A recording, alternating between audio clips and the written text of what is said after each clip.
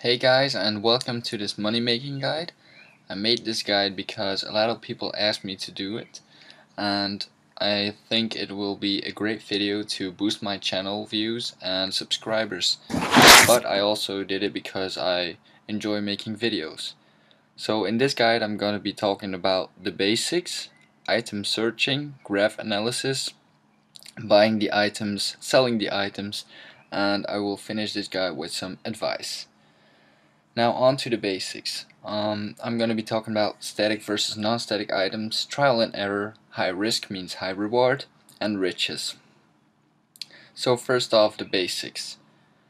You have static items and non-static items.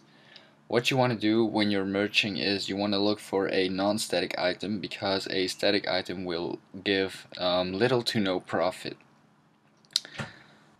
So for instance, I got this rune dagger, which is a static item, and you can see that the price doesn't move or rarely moves, and when it moves it's only with 1 jello point or 2 jello points. Shout out to Mock Time for that word. So you want to look for an item that fluctuates a lot, meaning it has peaks and lows, so that you can pick it up when it's low and sell it when it's high. Next up, trial and error. You don't want to give up after a failed merge, or you don't get cocky after one success.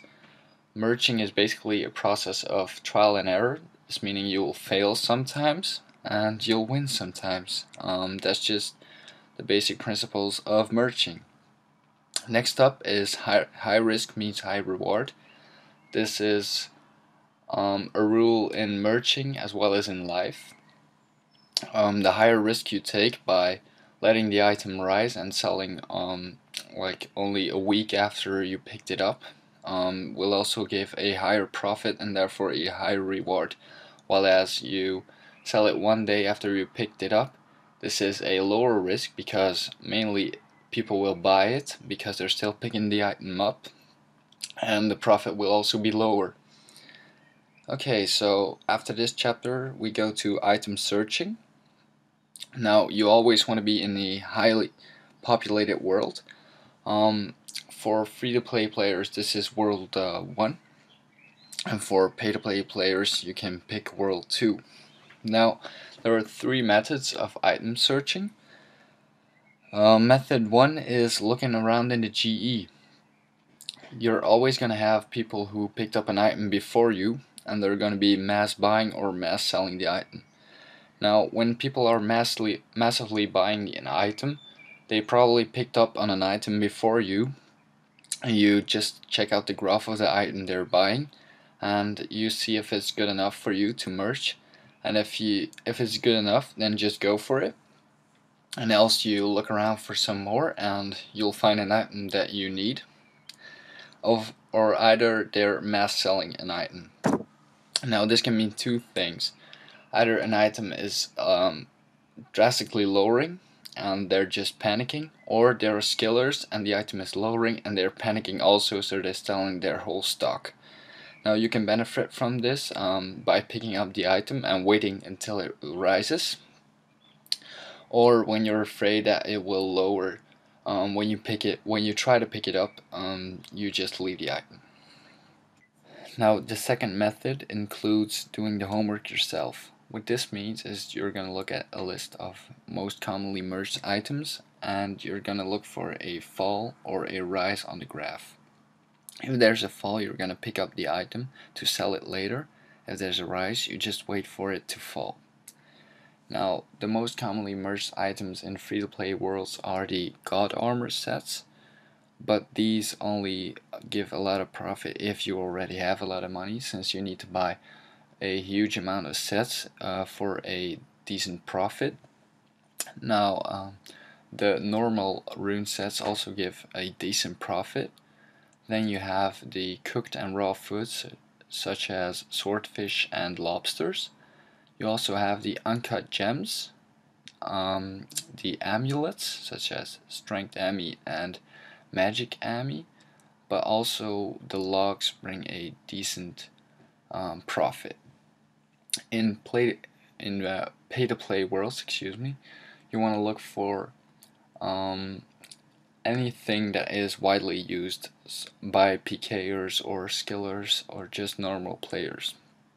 So the variety of items will be a lot bigger, and you'll have a lot more chance of a successful merge since there are a lot more items to pick from. So you can really just look for items days after days until you find the perfect item to merge, which you will benefit from. So just look for anything. Skill wise, you want to look for foods, raw food and cooked food, such as sharks are a great item to merge. You can also see that rocktails had a huge rise in the last days. I picked up that merge too and made a good 8 mil from it. You also want to look for barrow sets. These are enormously used by PKers, and when they die they need a new set and they need it quick, so they're most likely gonna put plus 5% in the price. So you want to look out for that, and basically anything of a high price, such as dragon claws, bandos, AGS, you can also pick that up and wait for it to rise. Now the last method is looking for a merge clan and waiting till they announce an item. Now my experience with merging clans is that they aren't really fair. They announce an item when they already stocked up on it, and they announce to sell it when they already dumped it before they tell you they did. So I found one great website by Smoke and Mills, and they announce the item before they pick it up, but they don't announce when you need to sell it. So basically it's your own choice. Again, high risk, high reward, but I don't advise for new players or new merchants to be looking for a high profit immediately. Okay, so once you found an item, you want to analyze the graphic. Now, a graphic consists of peaks and falls. Now you basically want to pick up an item at its lowest point at that moment, and you want to wait until it rises enough for you to sell it. Now to do this successfully, you need to look at the 90 days graphic or 180 days, but I suggest the 90 days because it's more recent and you will be most likely to make a huge profit, maybe even the highest possible. So what you do is you look at the 90 days graphic and you look at the previous peaks. For instance, I took the ARAMS hood as an example. You can see that there was a huge peak in the beginning to 94.9k. After that there was a fall and it rose again. So then the following peaks are all around, let's say, 80k. So that means that when it rises you should expect a maximum of 80k. What this means is when you pick it up at 70k, you most likely want to go dump it at 78k because it's most likely only going to rise to 80k, and you never invest in an item alone. You always have to think that there are hundreds of people investing the item with you, so when they dump it the price is going to lower, so you don't want to wait too long until they dump it because the price is then going to lower and you have to wait until another rise or even make some loss if you need the money.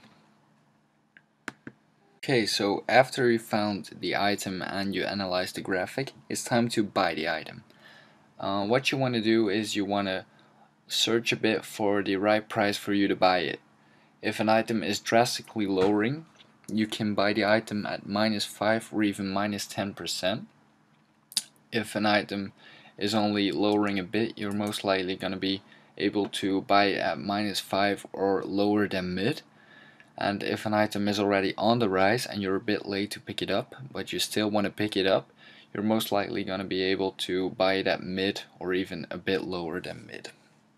So what you do is you go to the Grand Exchange and you search a bit. So you put in -5, if that doesn't work you put a bit lower than mid, and so on until it buys.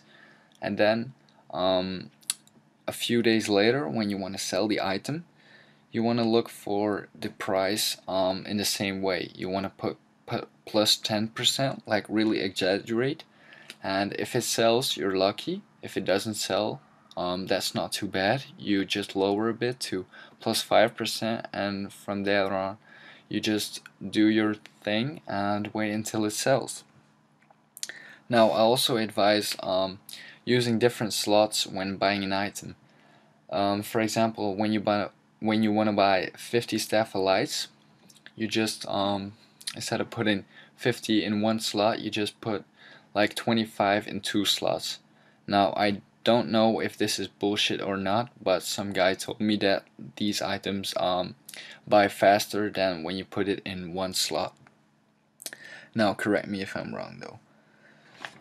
So selling the item in the same way, you just look for the price as I said before, and I always sell in different slots too. I never put like 100k lobsters in one slot.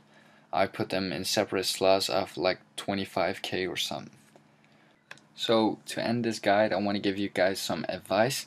This mainly goes out to the beginners, but maybe the advanced players can also pick something up from this. The first advice I want to give you guys is only invest 75% of your cash pile. This is because shit does happen, and when it happens you don't want to lose your bank or whatever you're investing.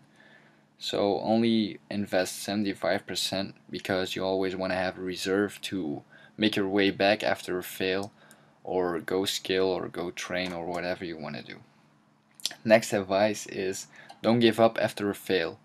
Even the best amongst us fail, and this doesn't mean that you should quit merching or you're bad at merching. This basically happens because of merching clans, or you're just not paying enough attention, or you're just trying out and you're new to the game, so that you need to try a bit more. My next point of advice follows the previous one, and it includes don't take too high risks if you're only a beginner. So this means that you want to dump your item at a safe price. You don't want to ride the merge all along, but you want to begin slowly with only low profits, and then when you're more experienced and you know a lot about a GE, you want to dump the price at higher profits. So don't take too high risks. Then the other advice I want to give you guys is when an item lowers and you forgot to dump it, so that it basically goes below your buying price, you don't want to sell it. You never want to make a loss unless you need the money urgently. If you don't need the money urgently, you just wait until the next rise and then you dump it. And the last tip of advice is have fun. RuneScape stays a game, and basically it's about having fun. So don't get pissed off when a merge doesn't work, or don't get angry, but just have fun and remind that. So thank you guys for watching this guide. I hope you learned something, and if you did, please thumbs up this video or subscribe for more. Thank you guys, and see you later.